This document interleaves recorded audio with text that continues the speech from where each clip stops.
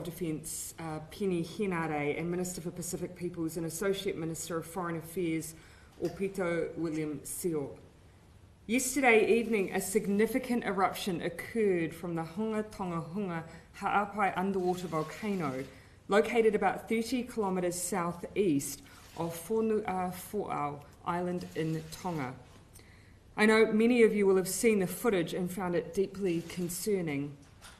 Since then, the New Zealand government has been urgently attempting to gather information about the situation on the ground in Tonga and the Pacific, as well as issuing local warnings relating to strong waves and surges on the New Zealand coastline. As yet, there are no official reports of injuries or deaths in Tonga. In addition, all High Commission staff are safe and well, as are NZDF and police staff stationed in Tonga. There are currently 30 New Zealanders registered on safe travel as being in Tonga, but obviously the number of family and friends with New Zealand connections will be significantly higher. Communication with Tonga remains very limited, and I know that is causing a huge amount of anxiety for the Tongan community here who are trying to get hold of loved ones back home. The main undersea communications cable has been impacted, likely due to the loss of power, and that is why communications have been limited. Telecommunication authorities are working urgently to restore communication. Official damage assessments are not yet available. However, our High Commission in Tonga advised the tsunami has had a significant impact on the foreshore on the northern side of Nuku'alofa, with boats and large boulders washed ashore. Shops along the coast have been damaged and a significant clean-up will be needed. Nuku'alofa is covered in thick film of volcanic dust, but otherwise conditions are calm and stable. Power has been restored to some of Nuku'alofa, and local mobile phones, we're advised, are working. However, I would note that we've not yet received news from other coastal areas of Tongatapu or the outer islands yet. In keeping with local advice, if you or a loved one are in the affected area, follow the advice of the local authorities, including any tsunami evacuation orders. Please also keep family back in New Zealand informed of your well-being if you can. We also recommend that you stay informed of developments by monitoring local media. Although there is currently no ongoing large eruption, further activity cannot be ruled out at this stage. The Tonga Met Office has confirmed that ash has stopped falling in Nuku'alofa. The Government of Tonga has accepted an initial offer of assistance from New Zealand of an NZDF surveillance flight. A New Zealand Defence Force P3 Orion is ready to deploy tomorrow morning, subject to conditions including ash fall. At present, it is not safe or viable to begin this reconnaissance. This morning, the top of the ash clouds were estimated to be 63,000 feet higher than an RNZA aircraft can fly. Officials are in contact with Tongan authorities on priorities for further aid. The Ministry of Foreign Affairs and NZDF and other New Zealand agencies are working through further air and sea options to get aid to Tonga. The government has also approved an initial $500,000 to be able to respond to requests for assistance from Tongan authorities. This would include costs of relief supplies and technical support, as well as supporting local responses. Please let me be very clear, this is very much a starting figure and the government will provide additional assistance as required. I've been in contact with Australian Prime Minister Scott Morrison today, and New Zealand and Australia stand at the ready to assist our Pacific neighbours. And as I've just advised, we have the aircraft ready to deploy and in tandem are also looking at the deployment of a Navy vessel, should it be required, with additional provisions. Very much at the moment, though, we wait for word from Tongan authorities around what is required in Tonga to support the relief efforts. As you can see, I have both Minister Henare and Seo here to assist with the response to any questions, which we're happy to now take. RNZ Pacific's Lydia Lewis, have you spoken with the new Prime Minister of Tonga or any other government officials? No, not at this stage. Our officials have been working very hard to establish direct communication, and like many of our cabinet team, there will be some of us who will know of people or will have second-hand information being fed through to us or feedback directly from our officials in our High Commission. But otherwise, it has not been straightforward to establish communications. That is to a certain degree slowing down our assessment of the support that Tonga may require from us. In lieu of that information, though, we are preparing our Defence Force assets to support any relief effort that may be required. I'll certainly look to make contact in the future with my counterpart in Tonga, but at the moment, obviously, I imagine they'll be very focused on the situation at hand. You did mention that phone lines are intermittently back up. Yeah. What was the last contact you had from Tonga? At the moment, we're mostly receiving our information via our High Commission. Perhaps the Minister may be aware of when that last contact was made. You'll see that from the readout, we've supplied the information we have from our officials on the ground. Unfortunately, on the outer islands, we as yet don't have a lot of information, and as you've heard me say, we don't have a lot of information on all coastal areas generally. The communication challenges, the undersea cable that I mentioned, there has been a view that because power was cut because of the tsunami, that has affected the operation of the cable. So there is currently a preliminary view that can be re-established. Will New Zealand assist with the re-establishment of that communication line? Absolutely. Anything that may be required that Tonga seeks from us in terms of assistance, we are ready to provide as required. But at the moment, very much working to establish what's needed. A clear indication that has come from Tonga is the need for water. The ash cloud has, as you can imagine, caused contamination.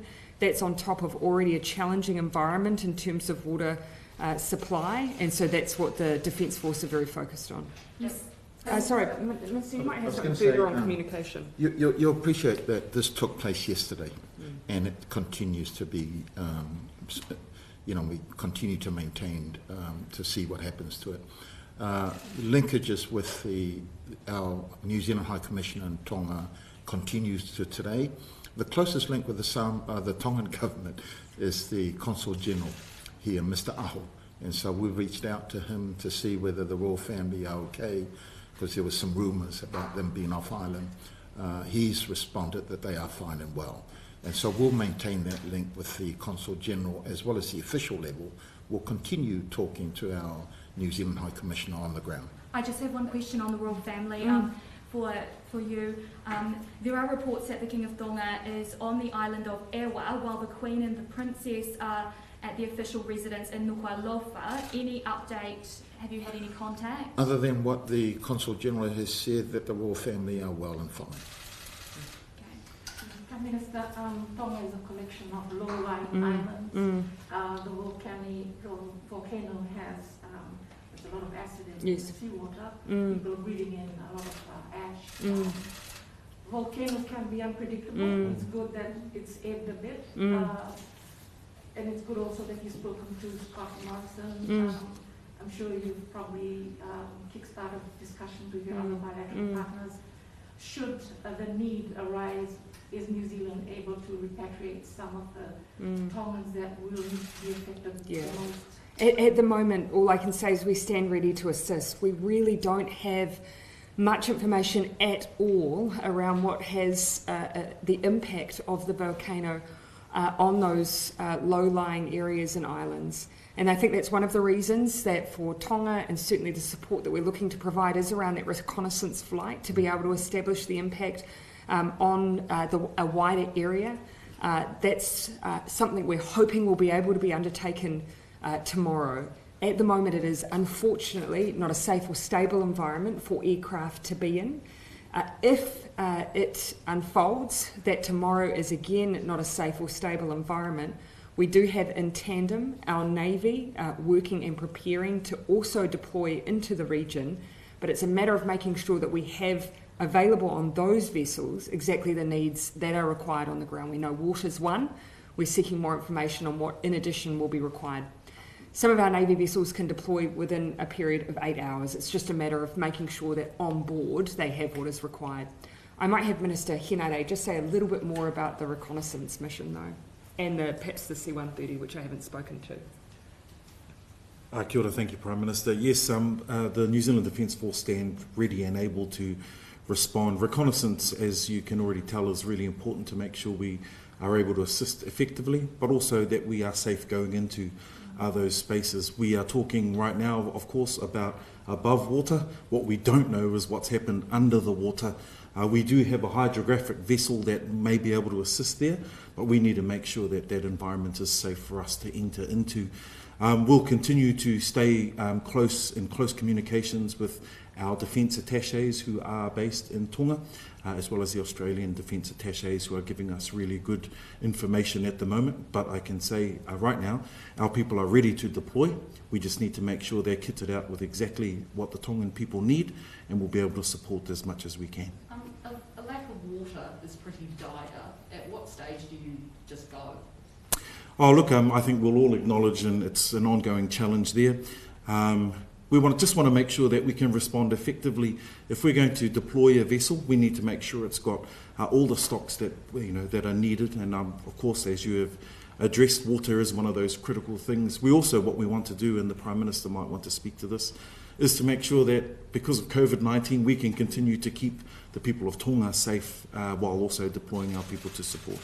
Minister, you might want to speak to the C-130, which is available to deploy as soon as it's safe to do so. So the C-130 is, of course, our Hercules, which when we can assess whether or not it can land in Nuku'alofa, or we'll have to make other arrangements to make sure we can deliver goods. Our reconnaissance is the first key step to that, but of course, as the Prime Minister has already indicated, we've got to make sure that the atmospheric conditions are available, or the right conditions, to make sure that our flights are available and we can get in there. Just finally, on that, some of the other options that we've looked towards exploring is how do we at least get to the front line, if you like, instead of deploying from New Zealand, which is, of course, where our assets are, how we might look to use some of the other places like Niue to support our actions. So what just to be really clear, I mean the clear view of ministers and officials is we want to be in Tonga and on the ground as soon as we're possibly able to. And so for the flights, it is looking like tomorrow, we hope. In the meantime, we are already preparing our Navy vessels. It's a matter of establishing which vessel will be most appropriate to go in, whether or not it's the Manua Nui in order to undertake that surveillance underwater, or whether or not it's the likes of the Canterbury because we need that desalination equipment available. Either way, we are already preparing to deploy.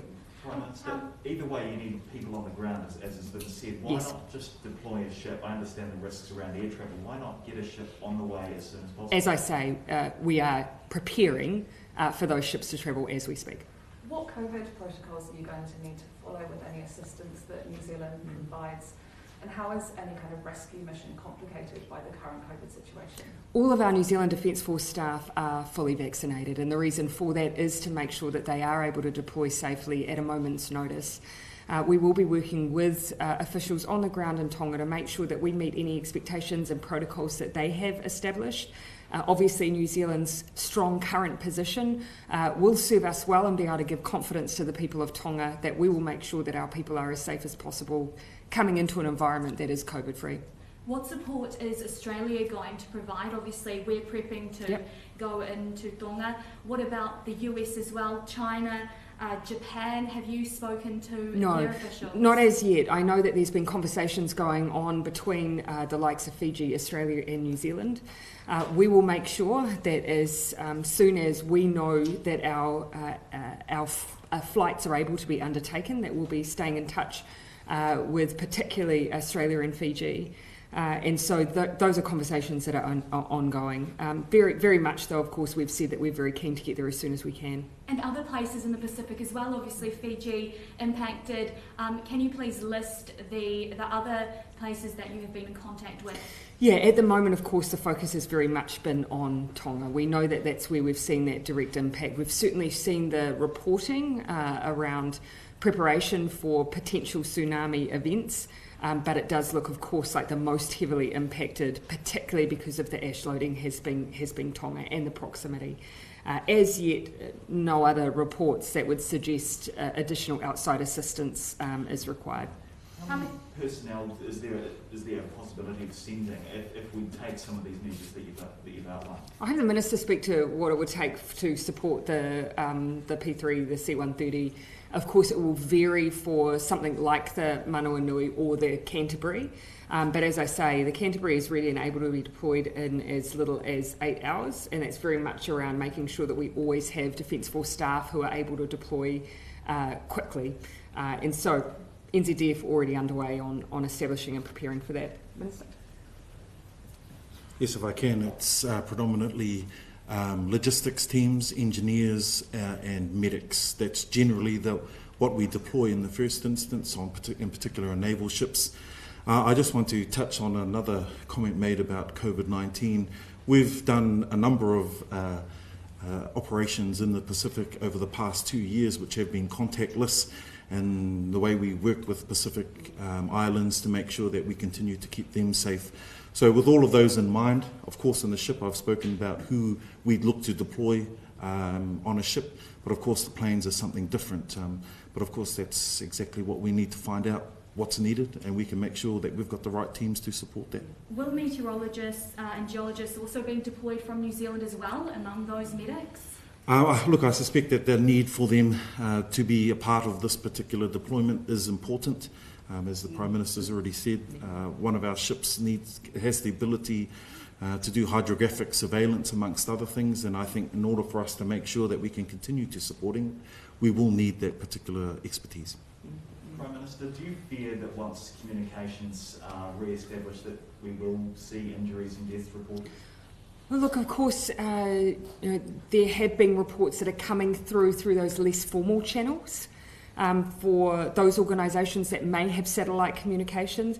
The strongest feedback at the moment is just the impact that the ash is having on Tonga, and so that's what initial reports seem to be suggesting. But at this stage, it would just be too early, particularly when there are parts of Tonga where we just don't know yet. We just haven't established communication, and this is where there's of course an urgency here. We want to make sure that we're there on the ground as soon as possible. But for our Navy vessels, it will take several days to reach Tonga. We need to finally balance the need to get there quickly, but to make sure we also get the people and resources they need there as well. And in some cases, we have parts of Tonga we've just not even been able to establish communication. Can you talk us through some of the early stages of after you'd seen the pictures? Talk us through how that came across your desk per se.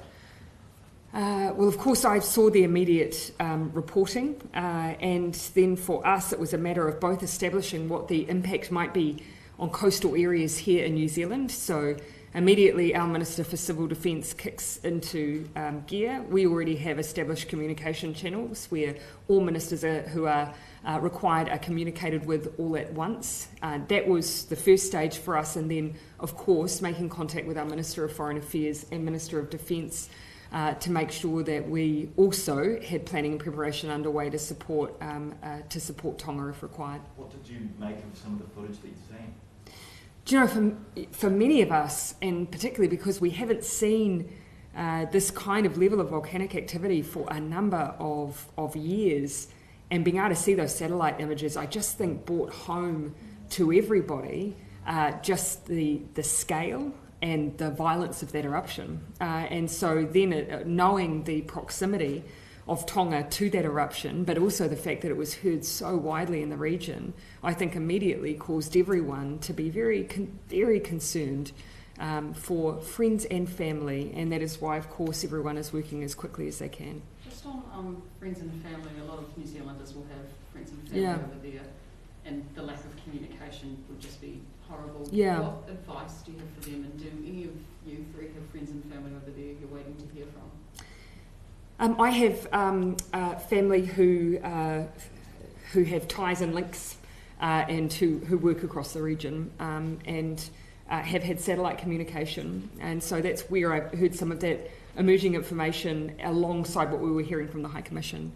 But again, that coupled with the footage, I think, just seeing some of those waves come in and peeling back fence lines and structures, you can see the force of those surges. I think everyone just wants to establish how wide scale that impact has been. You know, as I say, there are just parts we haven't made contact with yet, which is very worrying. Can you name those parts? Name those. The parts where you haven't had contact with yet? At the moment, as I've said, we've mostly got reporting from Nuku'alofa, and then beyond that, we're still waiting. I mean, yes, we've got MPs who have linkages back to Tonga, and they've got family there, very worried. But the Pacific and Tonga are part of our whānau, and so there's been overwhelming concern from the diaspora here, as well as our many genealogical links and families. And my message has been last night just to be patient and remain calm. It's just too early. You've got to allow the government officials to do the work that they've got to be able to do to identify how extensive the harm is, and for our officials here to be able to then determine. Water, absolutely. Pacific peoples, you know, we're a resilient group of people, but we've also experienced tsunamis, hurricane storms, and so we know what's needed at the very beginning. But I have asked people just to be patient. Overwhelming offers of support from academics, engineers, local groups and businesses who have links back to Tonga. So we've just got to allow time for the officials to do their work. And then, of course, we've got to figure out how do we channel the support that's been on offer in a way that we're not also putting pressure on the officials on Tonga when they've got to look out for the damage and figure out how to support the local people there. Minister, you may have also informally been advised, of course, that as you would expect with a tsunami event, that people have reactively moved inland, that with schools currently out, those facilities, church facilities, are being utilised locally, and that is, as you would expect, that as a precautionary act that people are currently inland. That's right. There's been a lot of offer of support from people, but what we've also got to be mindful of, we're operating in a COVID environment, and we need to be protective of the Tongan community there. It's impacted right across the region. Last night, the Cook Islands saw a swell, Vanuatu saw a swell.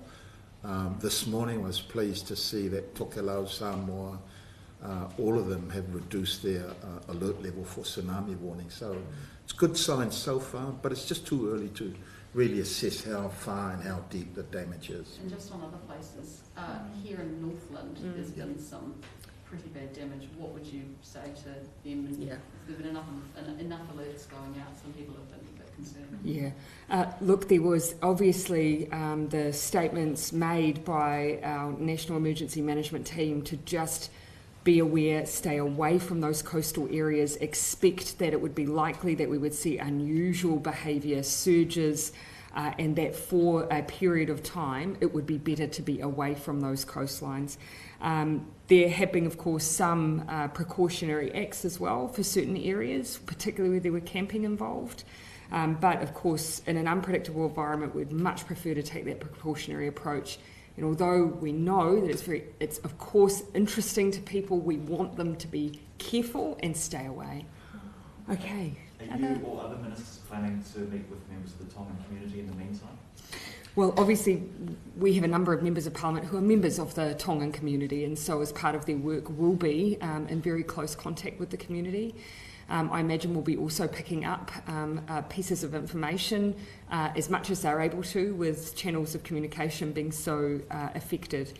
But as I say, we've established also that contact with the Ministry of Foreign Affairs employees on the ground, which is helping to support our work. And the best thing we can do is also get the Defence Force flight up. As I said, it was initially thought that the undersea cable may have been damaged by the eruption. The suggestion now seems to be that it was actually power related, and because power is able to be restored, there is a hope that communication will be restored soon too. Are we expecting any more further swells or anything bigger happening here in New Zealand, mainly Northland? Yeah, what I might do is put out the latest reporting from NEMA. They are constantly assessing the information that they have. So I'd just like to check whether or not there's been anything since I last looked about an hour ago, and we can make sure that we provide that to you. Just two more questions from me. PM Jacinda said that the deployment can happen within 8 hours. Yep. Is that likely to be deployed before midnight tonight? No, so we're able to deploy within 8 hours, but what we do need to establish from Tongan authorities what are the supplies that they need to ensure that we have available and are supplying on the ground. So we're ready, we are doing the work required to deploy with urgency, but we're also seeking from the Tongan authorities what it is we need to make sure that we are providing. And any advice to holidaymakers in the Cook Islands? Do you have any concern for them to come home? I would just say to anyone in the region, of course, just seek local information and please adhere to the local advice. Yeah. Just a couple of questions on the COVID situation in New Zealand. Sure. In light of the news that the infected MIQ worker had Omicron, are there any plans to put in place additional measures? No, not at this stage. You will have seen from the release from the Ministry of Health that this individual who has done everything by the book and has been operating in a very cautious way was picked up in routine surveillance testing. They have had a number of household contacts, all of whom have returned negative tests. They have some wider contacts that have also returned negative tests. There are some remaining contacts from bus journeys where Auckland Transport and the Public Health Unit are currently seeking tests from and making contact with as we speak. At this stage, however, it looks like it has been found relatively early. We have a good list of those that we are seeking, and at this stage, looking like our contact tracing is able to do the work for us. And when can we expect the next update on the traffic light system? So, of course, we said that we would be seeking advice from the Ministry of Health this week around the next steps for New Zealand.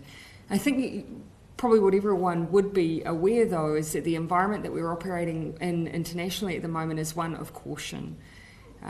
What the most recent Omicron case in a MIF worker demonstrates is that our systems are playing a very important role in working to try and hold Omicron at our border. But it is sadly a case of when, not if.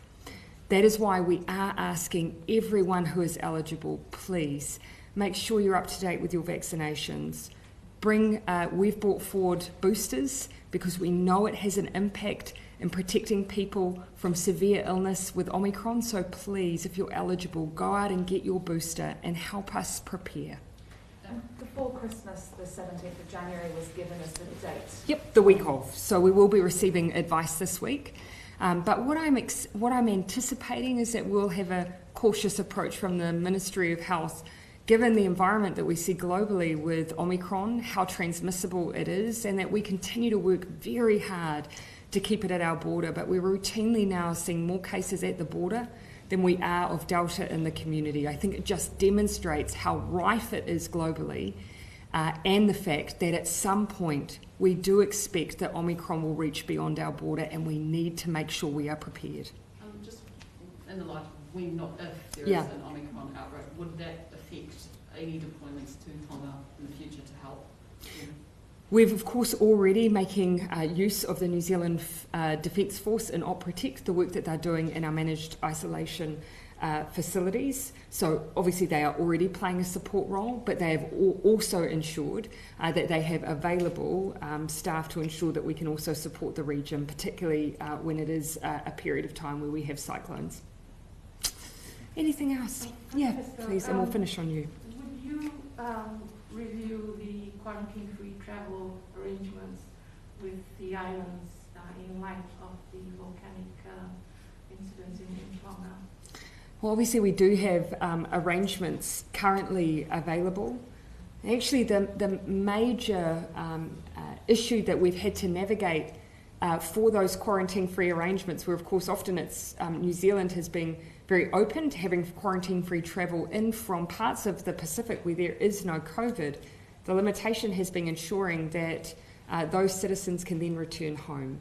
And because of the quarantine arrangements that many of our Pacific Island neighbours are using to protect themselves and their people, it does limit the number of people who are able to go back.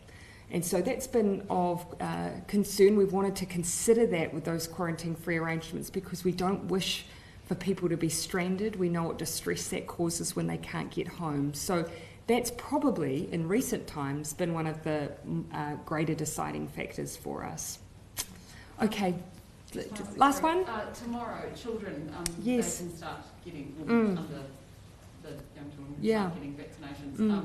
Are we ready for that? And any advice to parents who are a bit uncertain? Yes, we are. We are ready for that rollout. Obviously, we've been preparing for some time, and that will be available from tomorrow. For any parent considering that decision, the one thing I would say is we wouldn't make a recommendation that we wouldn't undertake ourselves, but it is always a parent's choice. So a parent in making that choice, if they wish to seek information, please speak to your GP. If you have questions, maybe seek out the advice of some of those New Zealand paediatricians who have put information and made it available online. Seek the advice of health professionals, but please know we would not have made a decision with this rollout were we not confident and were we not willing to make sure it was available for our own family and our own children. Okay, thank you everyone. Maybe I'll see some of you tomorrow for my booster. Yes. You're right. See you tomorrow. You're right. Yes, thank you.